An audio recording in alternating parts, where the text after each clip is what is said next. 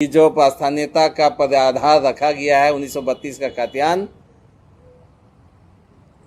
केवल यही नहीं होना चाहिए, उनको कोलान के क्षेत्र में जो भी सर्वे सेटलमेंट लास्ट किया गया है उसको समाहित किया जाए। ये हमने रख चुके हैं और जहाँ तक हमारी जानकारी है कैबिनेट में प्रस्ताव लाने से पहले तक ना ही इसको स्टीयरिंग कमेटी में लाया गया है, ना ही समन्वय समिति में लाया गया है, ना ही किसी भी मंत्रिमंडल समिति के या से मंत्री या पार्टी फोरम में महागठबंधन के में विचार के लिए नहीं लाया गया।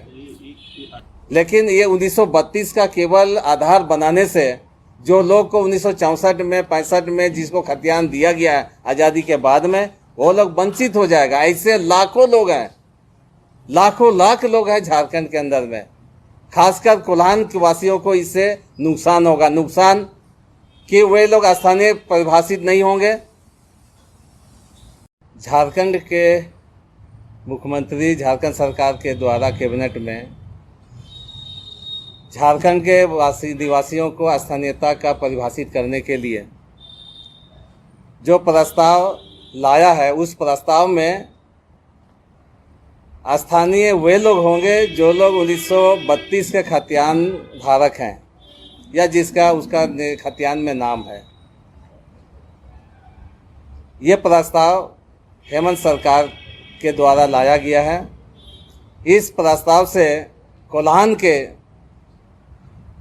जो 3 जिला है, खासकर पूर्वी सिंहभूम, पश्चिम सिंहभूम, सरायकेला खरसुआ, वैसे जिले के लाखों लोगों को इस स्थानीयता परिभाषित होने से वंचित हो जाएगा। चूँकि इस कोल्हान में तीनों जिला में 1964 में 1965 में सर्वे किया गया था और वहाँ पर सर्वे करने के बाद वहाँ के बासिंदाओं को, रैयतों को खतियान दिया गया, जिसमें उसका नाम, उनका जाति ये लिखा होता है। लेकिन जो स्थानीयता का आधार बनाया गया अभी हेमंत सरकार के कैबिनेट के प्रस्ताव के माध्यम से, ये घोर वहाँ पर लोगों को नुकसान होगा। चूँकि राज्य के अंदर में इससे पहले भी कई एक सर्वे सेटलमेंट हुआ खतियानी को लेकर के, अलग अलग जिलों में अलग अलग वर्षों में किया गया है। देश आज़ाद होने के बाद ये महसूस किया गया कि आज़ादी से पहले जो भी सर्वे सेटलमेंट किया गया और पट्टा खतियान दिया गया, मुख्य रूप से उस पर अंग्रेजों के द्वारा, उसका एजेंट के द्वारा जिम्मेदारी दिया गया था और उन लोग के माध्यम से उसका देखरेख के लिए जिम्मेदारी सौंपा गया। कुछ चंद लोगों के हाथ में ही जमीन, या जमींदार के हाथ में या राजा के हाथ में या कुछ तथाकथित एजेंटों के हाथ में चला गया था। इसलिए आज़ादी के बाद में रीसेटलमेंट किया गया, सर्वे का रीसेटलमेंट सर्वे किया गया 1958 में। 1958 में रीसेटलमेंट का काम को प्रारंभ किया गया और 1964-65 में इसको फाइनल किया गया, ताकि जो वंचित भूमिहीन है, जो लोग पट्टा नहीं दिया गया था, जो लोग अंग्रेजों के समय में, जमींदार के समय नौकरी करता था, राजाओं के समय में खेतों में काम करता था, वो लोग भूमिहीन था, कोई पट्टेधारी नहीं था, वैसे लोगों को अधिकार देने के लिए रीसेटलमेंट के माध्यम से खतियान देने के लिए सर्वे चलाया गया था 58 में। लेकिन ये 1932 का केवल आधार बनाने से जो लोग को 1964 में 65 में जिसको खतियान दिया गया आज़ादी के बाद में, वो लोग वंचित हो जाएगा। ऐसे लाखों लोग हैं, लाखों लाख लोग हैं झारखंड के अंदर में, खासकर कोल्हान के वासियों को इससे नुकसान होगा। नुकसान कि वे लोग स्थानीय परिभाषित नहीं होंगे, तो उससे स्थानीय को मिलने वाला नौकरी में भी उसको रिजर्वेशन नहीं मिल पाएगा और सरकारी नौकरी में भी उसको नहीं मिल पाएगा। स्टाइपेंड जो स्टूडेंट को मिलता है उसमें भी नहीं मिल पाएगा। नियोजन निधि आने वाला समय में जो भी नियुक्ति होगा उस पे उसको लाभ उससे वंचित होना पड़ेगा। इसीलिए हम विरोध कर रहे हैं कि केवल 1932 ही आधार नहीं होना चाहिए, और जो कोल्हान में जो सर्वे हुआ है 64-65 का, उसको भी शामिल किया जाए। ये हमारा मांग है। अगर हेमंत सरकार इस पर पुनर्विचार नहीं करती है तो पूरा कोल्हान जलेगा, आंदोलित होगा, और हम जन आंदोलन करने के लिए हम विवश हो जाएंगे और सड़क पर इसका आंदोलन हम लोग चालू कर देंगे। तो आंदोलन का आपका क्या रूपरेखा क्या होगा? आप जलने की जलाने की बात कर रहे हैं। बस जन जागरण, इस प्रस्ताव जो लाया गया स्थानीयता का, जो गलत ढंग से लाया गया है, जल्दबाजी में लाया गया है, इसका विरोध में हम जनता को बीच में जाएंगे, बताएंगे उसको सच्चाई क्या है। सरकार जल्दबाजी में क्यों है? क्या वजह है? अब तो वही लोग बता सकते हैं क्यों है। आप सहयोगी दल है, क्या मिलके अपनी बात को नहीं रख सकते हैं? नहीं, इस संबंध में हमने अपने पार्टी फोरम में रखा है इस बात को कि जो स्थानीयता का पदाधार रखा गया है 1932 का खाद्यान्न, केवल यही नहीं होना चाहिए, उनको कोल्हान के क्षेत्र में जो भी सर्वे सेटलमेंट लास्ट किया गया है उसको भी उसको समाहित किया जाए। ये हमने रख चुके हैं।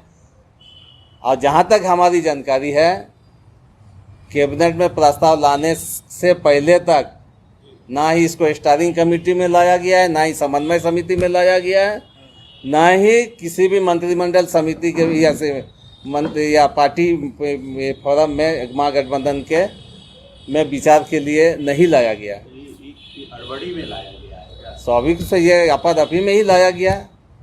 आप देखिएगा, इतनी बड़ी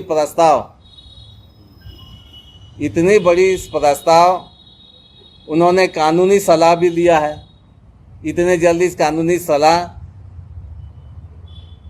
क्या है नहीं है ये तो सरकार ही बता सकता है। ये जानकारी है कि कानूनी सलाह वो लोग लिया है, वो कैबिनेट के संलेख में ही है मामला, ताकि कोर्ट में ना जाए। हाँ, वो अलग निरीक्षा भी किया गया है या माने लॉ डिपार्टमेंट से वो लोग ने किया है इस चीज़ को लेके। इसका मतलब यूपीए में कोऑर्डिनेशन नहीं है ना? देखिए, ये बात कहा जा सकता है कि हर चीज़ इस प्रकार से चोरी छुप के लाना, इतने महत्वपूर्ण और संवेदनशील विषय को, ये हम समझते हैं कि राजहित में नहीं है और महागठबंधन के हित में भी नहीं है। फिर किसके हित में है मधु जी?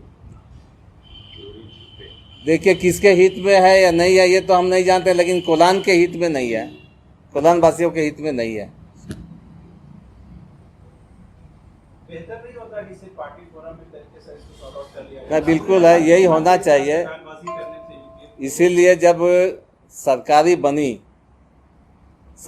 जब बनी, मैं कोई पार्टी के प्रवक्ता के रूप में नहीं कह रहा हूँ, मैं ये व्यक्तिगत हमारा राय है। सरकार, झारखंड सरकार बनी तो उसमें कॉमन मिनिमम प्रोग्राम के लिए बात हुई। कोई भी संवेदनशील मामला है तो उस पर कोऑर्डिनेशन कमेटी में लाया जाएगा। उसके लिए स्टीयरिंग कमेटी बनी जिसका चेयरमैन आदरणीय शिबू सोरेन जी हैं। हमको नहीं लगता है कि इस प्रकार का विषय उस कोऑर्डिनेशन कमेटी में लाया है। जब से आपका ये जो कोऑर्डिनेशन या स्टीयरिंग कमेटी बनी, इसकी कभी बैठक हुई है? इस संबंध में चूंकि अभी मुझे जानकारी नहीं है, इसलिए नहीं कह सकते हैं।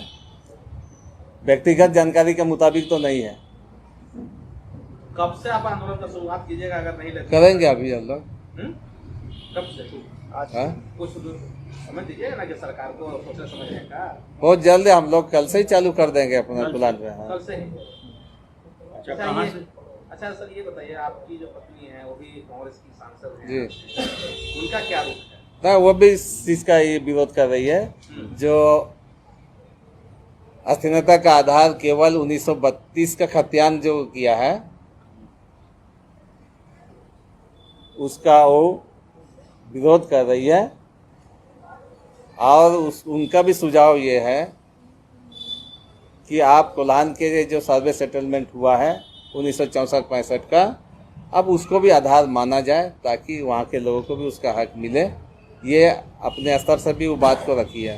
क्या आपको लगता है कि महागठबंधन में 3 दल हैं, यह जो फैसला है वो सिर्फ मुक्ति मोर्चा का फैसला है, कांग्रेस का फैसला नहीं है, राजद का फैसला नहीं है, क्या लगता है आपको? नहीं, ये हम चूंकि हम पार्टी के विषय को हम नहीं कर सकते, ये हमारा व्यक्तिगत विषय है। जी जी, व्यक्तिगत- पार्टी का फॉर्म की बात अभी आपको हम क्या नहीं लगता कर है? सकते। आपको क्या लगता है? नहीं, जैसे कोऑर्डिनेशन कमेटी में नहीं लाना, बात आपसी विचार नहीं करना, तो ये तो सब इससे तो मन से स्पष्ट हो जाता है कि ये विषय को समन्वय समिति में नहीं लाया गया, ना ही इसको टीएससी में लाया गया, टीएससी में भी नहीं लाया गया। कोलान 5th शेड्यूल एरिया है, 5th शेड्यूल एरिया जिसका माली गवर्नर होता है, राष्ट्रपति होते हैं। कोई भी कानून इस प्रकार से लाया जाता हो जिससे वहाँ का जो सामाजिक पारंपरिक रीति रिवाज में उसका बुरा प्रभाव पड़ता हो उस शेड्यूल एरिया का, तो वैसे स्थिति में राज्यपाल उसमें हस्तक्षेप कर सकता है। आंदोलन से पहले राज्यपाल से क्या डिमांड है आपकी? राज्यपाल से भी हम लोग इस विषय पर हम लोग मिलेंगे बहुत जल्दी। इस विषय पर हमने बात को रखेंगे।